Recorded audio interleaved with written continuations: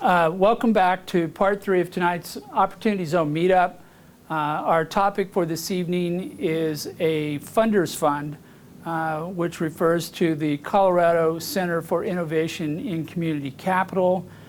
This is a concept that we have built and we're now in the process of launching to serve as an enhancement for communities who need help in raising money into small businesses that are struggling with the time, cost, and complexity of opportunity zone laws and the general problems of raising capital in general. So at this part, I'm going to be talking about the capital campaigns that we're going to run in order to bring money into the center and explain what we did and how we did it and why we went about it the way we have in order to create what we think is a professional capital campaign that should move quickly to get us to our maximum capital goal. So one of the things that we have seen throughout the Opportunity Zone raises is that because of the timing on when a person has to roll over their capital gain into an Opportunity Zone fund and then from a fund to deploy that money, is that there is not always money available continuously. It's not like it's a homogeneous spectrum of money that at any given time there's an amount of money in play. It's going up and down the roller coaster, and it's making it difficult for people to try to plan a project or be ready to receive capital and then sync up with when the money needs to be deployed. And as a result, in almost every project I'm working with now, we're creating 2 capital campaigns running concurrently. One is going to be an Opportunity Zone capital campaign, and one is going to be, typically is going to be a private offering. And they're both working towards the same goal, but they're coming at it from different regulatory approaches. They're coming at it from different networking approaches, and the criteria for whether you participate is different. But at the end of the day, they're both working towards our common goal, which we've set in this case, of a common capital goal of $600,000. So let's see if I've got more information on the next slide. No, I don't. So I'll go back to this. So in the Opportunity Zone campaign, we're setting the maximum goal at $600,000. We've set no minimum goal. So whatever dollars come in, we're going to spend, which is an issue for some investors, but we're professionals, as we say. But in the Oz, we're going to limit it to accredited investors. So this is what is a Reg D type 506C offering, which means you have to meet the accredited investor standard, so wealthy individual. And the reason we are going down that path and not leaving it open to non-accredited investors is that the 506C offering allows you to promote publicly the existence of the offering to anybody, anywhere. So technically, this is open to anyone in the world, even though it's framed in the United States, and even though we're going to be hypercentric to Colorado with the application of the money, anyone anywhere could invest in this if they meet the accredited investment standpoint. And it's primarily important to us is that we can now tell everybody we're raising money for this center in this vehicle, which we cannot do in the other one. The other one, we're going to do a private offering, which is now called a Regulation D 506B offering. This is an old-style classic private placement memorandum type of offering. You have a maximum of 35 non-accredited investors, unlimited number of accredited investors, but at this point, the issue here is that you're limited to talking in a private sense to your own networks. You can't publicize the existence of this campaign. You can't put it in a place where people can find out about it and say, I didn't know you yesterday, but I want to make a private investment in you. You have to go through all the old hurdles and hoops that are associated with a private placement campaign. Now, this one is open to non-accredited investors, so there is the potential for someone who doesn't have a lot of money to make an investment here who could not make it in the Oz investment. And then the other thing is in the private placement, you do not have to roll over capital gains. This is money going directly into the center, not going through a fund and then into the center. On the Opportunity Zone, you can only invest using capital gains from sale of another capital asset. Here, you can bring in money from anywhere. It could be your savings account, 401k, money you wanted to track last week. We're very agnostic about where your money comes from, as long as it doesn't come from illegal or immoral activities. And depends on, and we have a broad definition. So if you're in the oil and gas, that's perfectly okay by us. I know that doesn't sit well with everybody, but we just wanted to let you know. Yes. But so we started off, so this is one of the things that, again, a lot of people aren't looking at. They're going, well, I'm going to go raise all my money in an Opportunity Zone Fund. Well, if the money's not there at the right time, right place, you're just sitting idle, and you may be missing opportunities to get going. So we're going to run these two concurrently. Each dollar that's invested in one reduces the amount of money that can be raised in the other one. They both cap out mutually exclusively to $600,000. Yeah, Mike. Carl, you can raise 600 in each or 600 total between the two? 600 total between the two. Okay, got it. So we're basically 100,000 is going from this center into what we're calling our master company, which is going to be doing all the systems development work under contract, and we get royalties back and get some other benefits from that. 500,000 is going into capital campaigns. So as we've lined this out, we're going to sell 240 units, representing a 24% ownership in the center. That means the total cap table is 1,000 potential units, and roughly a quarter of those are going to be sold through one or both of these offerings. And we did not give any of the people voting rights. So we've set these up as limited liability companies. They're board-managed limited liability companies. As members, they would ordinarily get the right to vote for the management team, but in this case, we have stripped them of that right. They get to receive profits and losses, but they don't get to make decisions on who's running the show. And there's some people, like to have more control than that.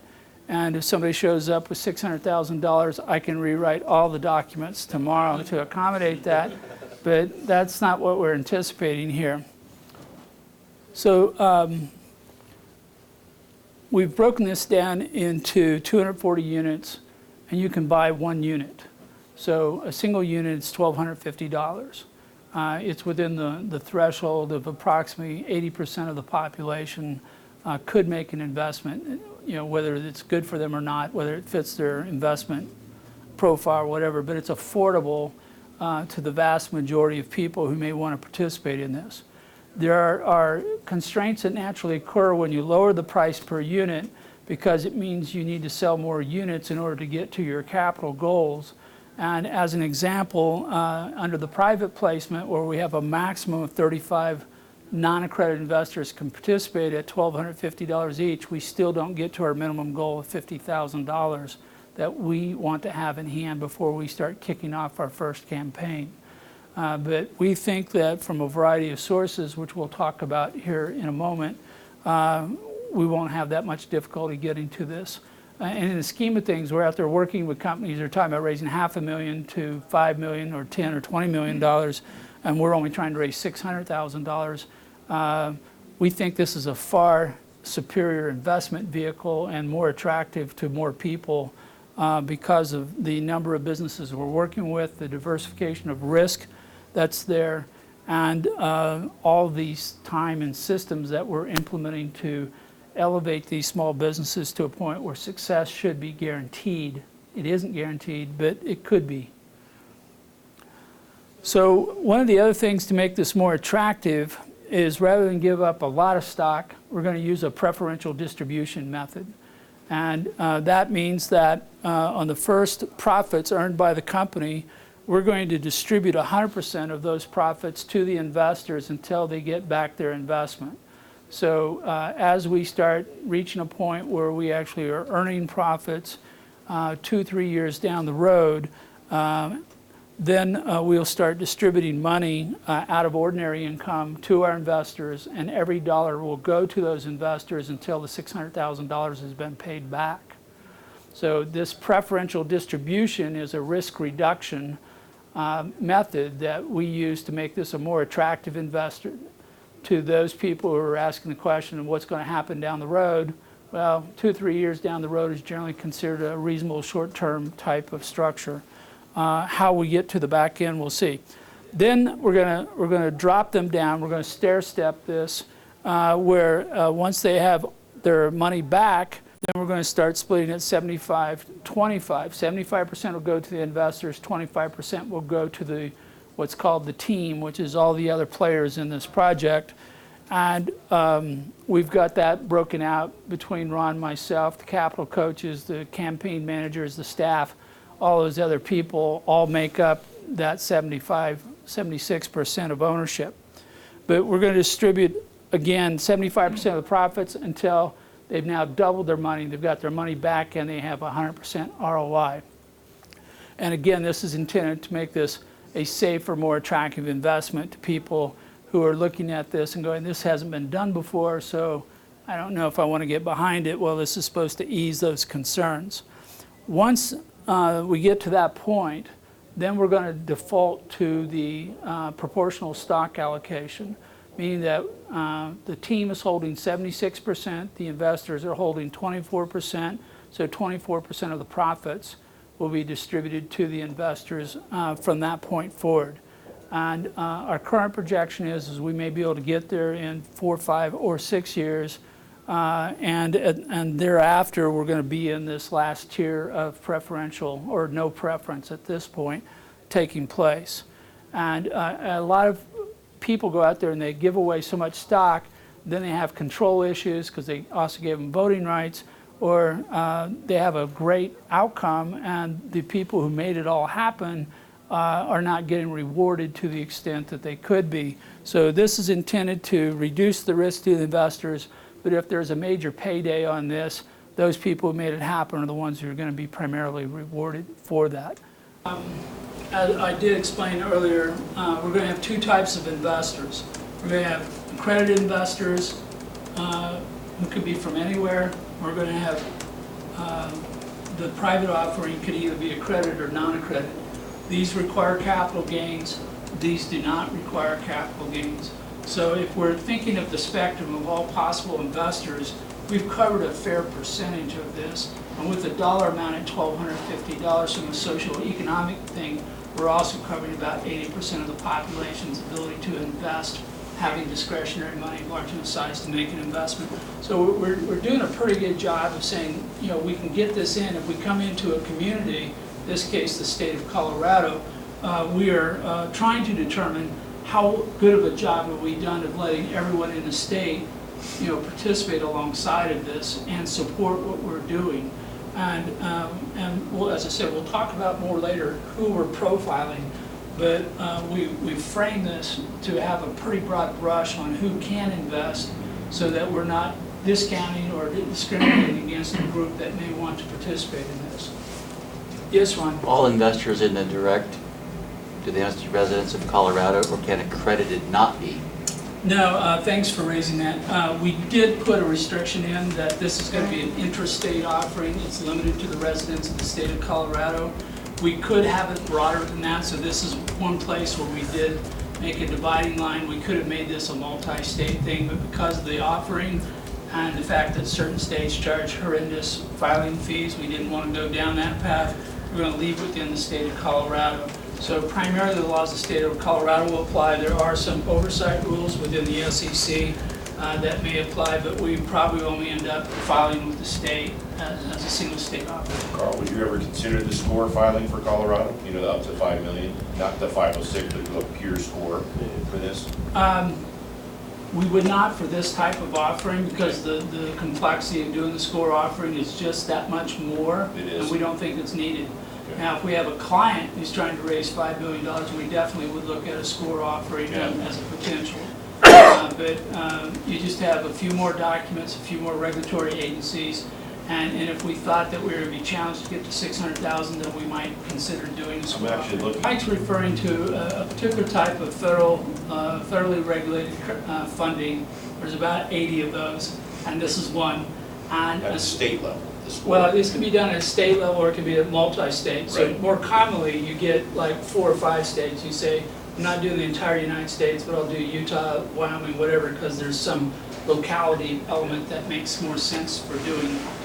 Or it turns out that all your relatives are in Maine, and so you want to make sure they have a chance to invest. There's a reason for doing it, rather than just enlarging your turf. If you're in another state with a smaller population, like Wyoming, you may by necessity need to do a score offering or something that allows you to get a little broader Well, geographic. that was one of the reasons why you said in 5 years, no one's actually taken advantage of the state level score filing in Colorado because we just not enough people or, wealthy enough investors to accommodate a project like that. No, that's not the reason. That's the reason? That's not the reason. Well, scope's the real reason. The real reason is that the average business doesn't have the time, money, or skill to do it. Which is why they would need your program. Yes, we can't fix all those. We talk about an opportunity zone investment. The tax incentives make you slightly more attractive because you have a slightly higher net ROI to the investor. But it can't fix a bad project, and you also can't raise money for a bad business. You can, but it generally has a bad result to follow. Right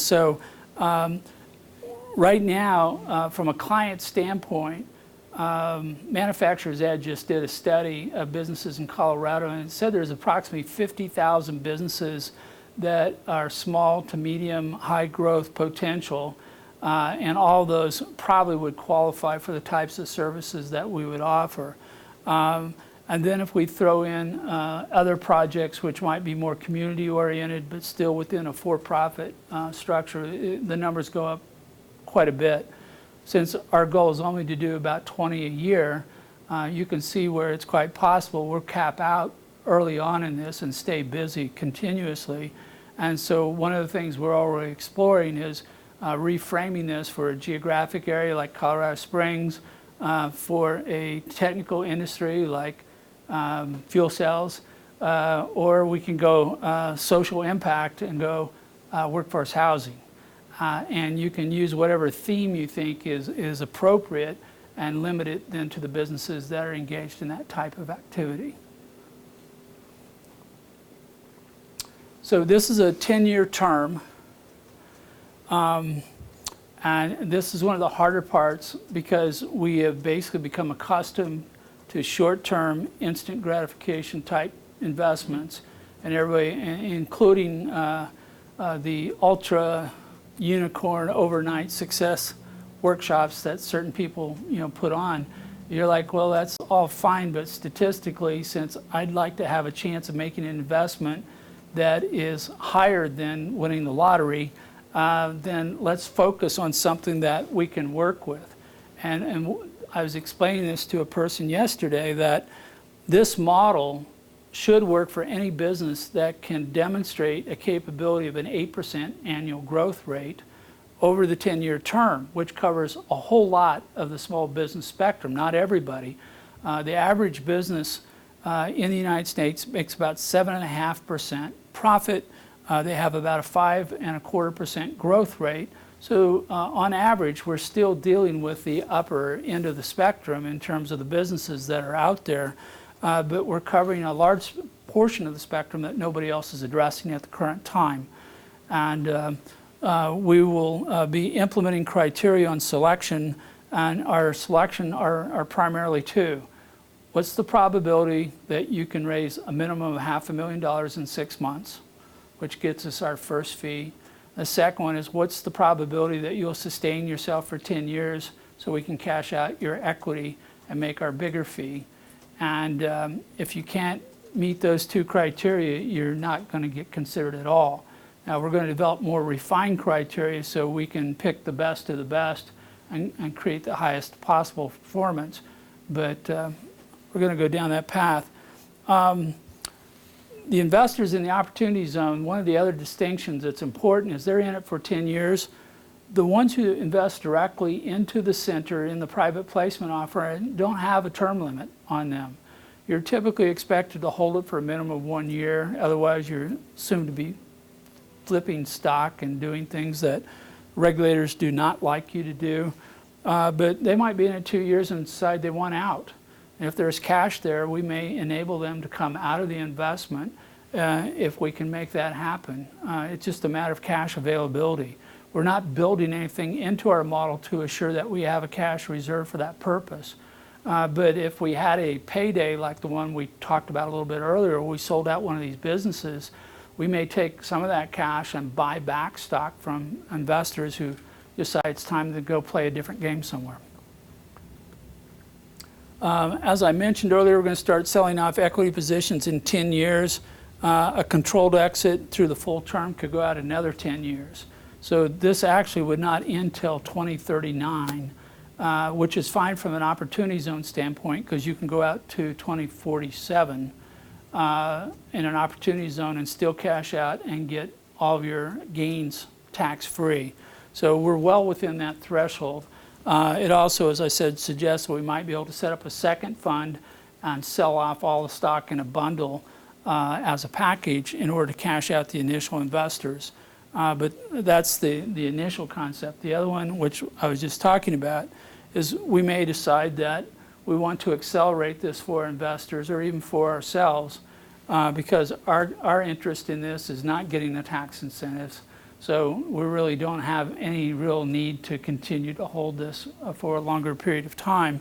And it would just be a matter of determining by that time statistically what kind of success rate we have, what kind of values are assigned, and doing a projection forward that we could package and sell to someone who's looking for an annuity. This might be an insurance company or somebody at a larger level who's looking for ongoing income over a longer period of time. So the outcome in this is where it gets interesting. The investors will share in the profits from operations, which can include royalties. We're going to take fees as described, but we're going to have bumps in here. So if somebody brings us a product and we can arrange a large sale of that product, we're going to take a commission on that. If we arrange a license of the technology, we're going to take a commission on that over and above our standard fee. So the one place where we cannot take a higher fee is in any sale of a security because that's restricted by law to people who are licensed brokers and dealers. We can only charge a flat fee for management support services. But any time that we generate capital from a non-security sale, we can actually take a higher, greater fee, and we intend to do that. We're right now looking at a goal of 90% success in the capital campaigns. We technically could go as low as 80% and break even on a cash basis going forward, which obviously says we have to do much better than the 2% average of angel pitches. But we're going to shoot for 90. And then over the 10-year term, we're going to allow for another 10% loss. So our goal is 80% over 10 years, raise the money, and survive to the end of the 10-year term. And obviously that's not taking into account an early exit because somebody sold off or got acquired or anything along that line. It's just, if nothing else interferes, good or bad, they'll get out to the 10 years and we'll do our exit. So before leaving this point and going to the next part, now if you do the math, 6 months in and out on a capital campaign, we put in $50,000 per campaign, we get $60,000 back. We're intending to roll the money over twice a year. So our goal is to do 20 capital campaigns each year for small businesses. And that means that we will be paid fees if we're 100% successful. We're going to be making approximately $1 million. Well, if we do one a month, which is what we build into the cash flow, we'll be making $1.2 million every year in revenue. We're going to be expending about 80 to 85% of that in expenses. So we'll be making a profit, which will then catch up with our investment in year 2 or 3. Over the 10-year time, we're talking $12 million in fees potentially could come into this center just from the fee charges. Now we take equity in an equal amount, and so there we're going to be taking in approximately $12 million of equity in the 200 small businesses that we've supported over this time period. but our goal is for them to double in the 10-year time period of the hold.